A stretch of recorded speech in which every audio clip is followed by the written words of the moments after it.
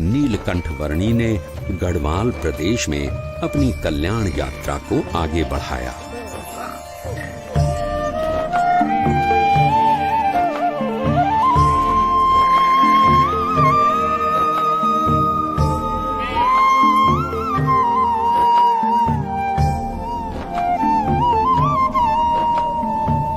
किसी भी परिस्थिति में अपने ध्येय तक पहुंचने की नीलकंठ वर्णी की संकल्प शक्ति के सामने कोई भी विकट रास्ता सरल बनकर रह जाता था।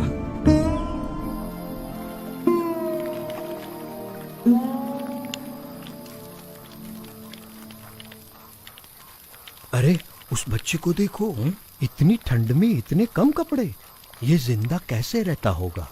प्रकृति की हर कठिनाई को हंसते मुंह सहकर भी प्रकृति के तत्वों का आनंद लेते रहना नीलकंठ वर्णी के लिए सहज था। उनकी ये विलक्षणता कभी कभी प्रकृति के तत्वों में भी ऊर्जा का संचार कर देती थी।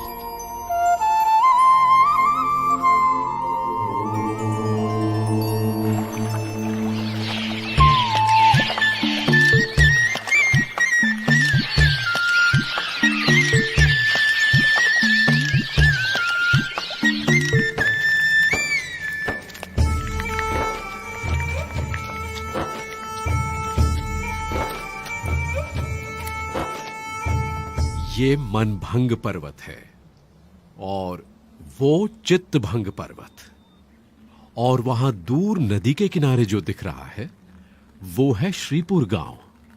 उस रास्ते से हम ऊपर केदारनाथ जा सकते हैं।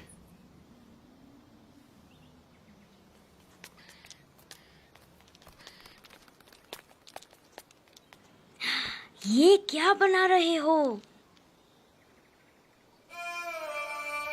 ये जीव है और ये ईश्वर है, और ये उनके ऊपर माया का घोर अंधकार। ये क्या? और माया से भी पर ये है ब्रह्म, और सबसे पर परब्रह्म। ये क्या देख रहा है?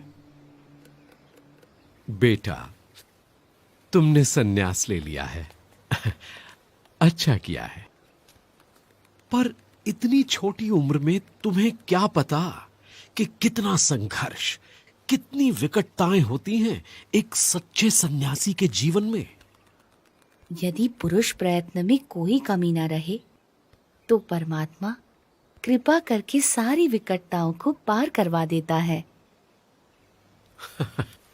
अगर मन के पक्के हो तो शायद तुम निर्भयता से घने वनों को पार कर लोगे, भयानक जानवरों का भी सामना कर लोगे, और ऐसी कई विकटताओं को पार कर लोगे जो सामान्य मानव नहीं कर पाता।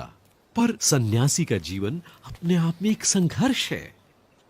साधु का जीवन कोई गुलाब के फूलों की सेज नहीं कि जिस पर आराम से सो जाओ, पर वो दो धार वाली तलवार है जिस पर मृत्यु पर्यंत चलना है।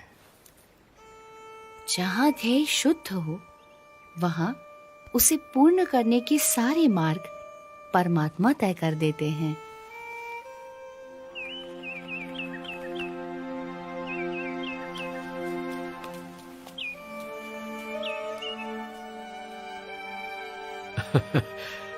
बच्चा है पर मन का पक्का है।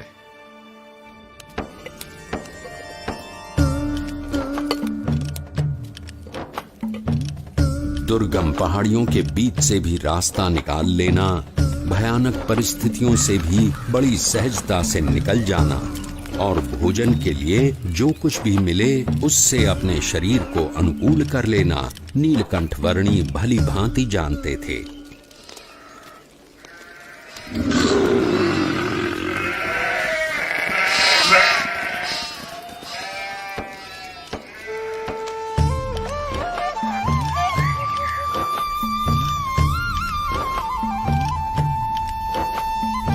अपनी कल्याण यात्रा के दौरान नीलकंठ वर्णी श्रीपुर आ पहुंचे।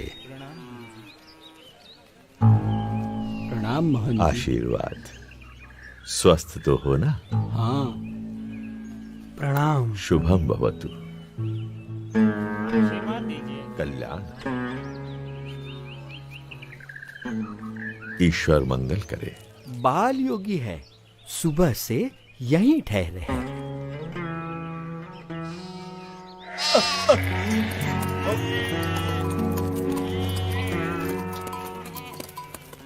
सब सुनिए, संध्या काल हो रहा है, सब सचेत हो जाइए। अपने मवेशियों को घर के अंदर ले लीजिए, बच्चों को भी ले लीजिए, सचेत रहिए। खेलना बंद करो, पता है ना बाहर कितना खतरा है। घर का ताला अंदर से बंद कर लेना, कोई बाहर ना निकले, ध्यान रखना। चलो चलो जल्दी करो, चलो जल्दी जल्दी सब कुछ अंदर रख दो। चलो चलो जल्दी करो। मैंने इस तरफ के दरवाजे बंद कर दिए हैं। भी सब बंद कर दिया है। चलो जरा जल्दी करो। चलो चलो जल्दी पीछे करो। के सारे दरवाजे भी बंद कर दो। हाँ भैया। अरे कोई खिड़कियां भी खुली मत छोड़ना। अरे सामान आने के बाद अपने सभी लोगों को अंदर बुला लो, कोई बाहर ना रह जाए। बेटे, मैं इस कमलेश्वर मठ का महंत हूं। अंधेरा हो रहा है और रात बहुत डरावनी होगी। मठ के अंदर आकर रहो। अंतर का उजास बाहर के अंधेरे से डरने ही नहीं देता। अच्छा, अगर मठ में रहना नहीं चाहते हो तो फिर श्रीपुर गांव में कोई और ठिकाना ढूंढ लो, लेकिन यहां मत रुको। मैं बस्ती से दूर एकांत में रहना अधिक पसंद करता हूँ। लेकिन यहां रुकने में खतरा है। यहां रात में खूंखार जानवर आते रहते हैं। इंसान हो या मवेशी, किसी का भी शिकार कर लेते हैं। यहां रात की हवा में मृत्यु मंडराती रहती है। तो आपका कहना है कि मृत्यु आपके मठ में प्रवेश नहीं कर सकती?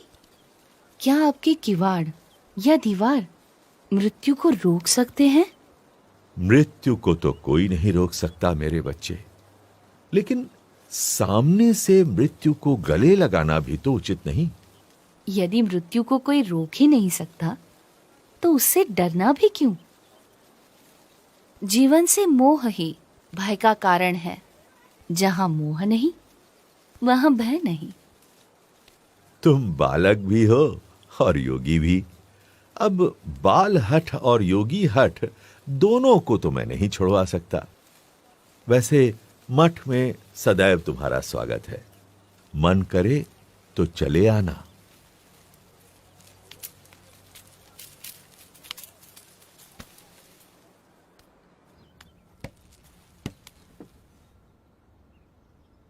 मुझे भय है, अगर कोई जंगली जानवर आ गया तो इसकी मौत निश्चित है।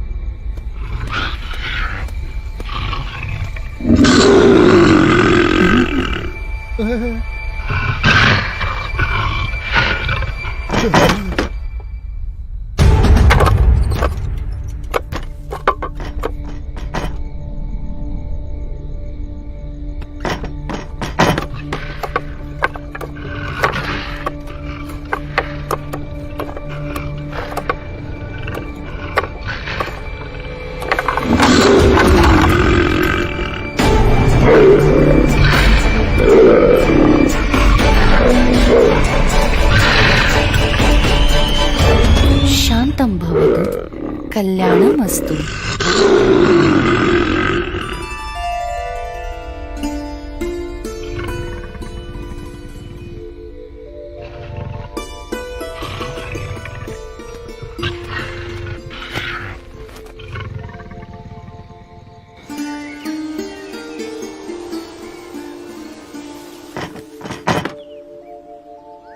ये क्या, मैं ये क्या देख रहा हूं?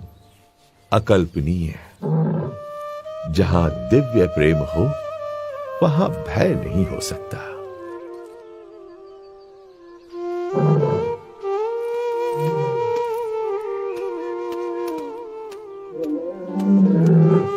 स्वामी, स्वामी रुक जाइए, रुक जाइए स्वामी। स्वामी, स्वामी अब आप कहीं न जाइए। ये मेरा मठ, मेरी महंती, मैं स्वयं, सब कुछ आपका है स्वामी। कृपया स्वीकार कीजिए, स्वीकार कीजिए।